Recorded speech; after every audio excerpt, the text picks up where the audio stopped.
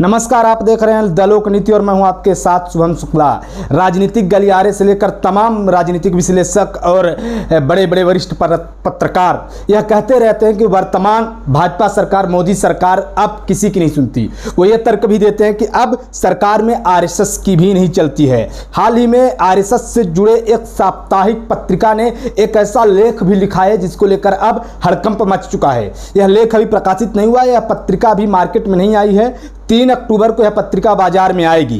पांचजन्य नाम की, आरएसएस से जुड़ी हुई पांचजन्य नाम की जो पत्रिका है, इसमें लिखा हुआ है कि अमेजॉन भारत के लिए ईस्ट इंडिया कंपनी 2.0 साबित होगी। उन्होंने आगे कहा कि अमेजॉन की जो नीतियां हैं वो ईस्ट इंडिया कंपनी जब 18वीं सदी में भारत में आई थी तो उसकी नीतियां भी इसी तरह थी, उससे मिलती जुलती हुई अमेजॉन की भी नीतियां हैं। अमेजॉन बता दें कि अमेरिकी कंपनी है और इसका एक भारतीय बाजार में बड़ा प्रभुत्व है। हाल ही में अमेजॉन ने किसानों की जो सामग्रियां हैं, किसानों के लिए जो बीज या खाद होते हैं, उनको भी ऑनलाइन तरीके से बेचने की सुविधा को अपनाया है और इसकी सुविधा भी किसानों को दी है। इसी को लेकर करारा प्रहार करते हुए पांचजन्य के लेख में लिखा गया है कि Amazon British east India company 2.0 है, इससे सावधान रहने की जरूरत है। उन्होंने यह भी कहा कि भारतीय बाजार में नीतियों को अपने अनुकूल बनाने के लिए अमेजॉन ने भारत में करोड़ों रुपए का रिश्वत दिया है। तो अब बड़ा सवाल ये कि रिश्वत किसको दिया गया है?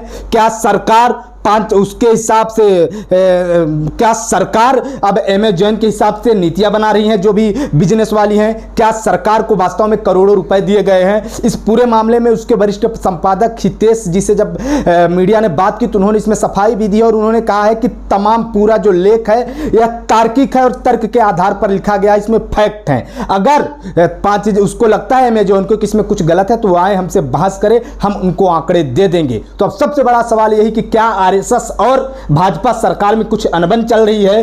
क्या आरएसएस की डायरेक्ट मोदी सरकार से बात नहीं हो पा रही है कि उन्हें सार्वजनिक मंचों पर इस तरह की बात रखना पड़ रहा है अपनी पत्रिका के माध्यम से? क्या मोहन भागवत जी को अगर लगता है कि वास्तव में Amazon British east India company 2.0 साबित हो सकती है तो वो इस बारे में मोदी सरकार से बात कर जो भी नीतियों में कमी हो उसको सही करें।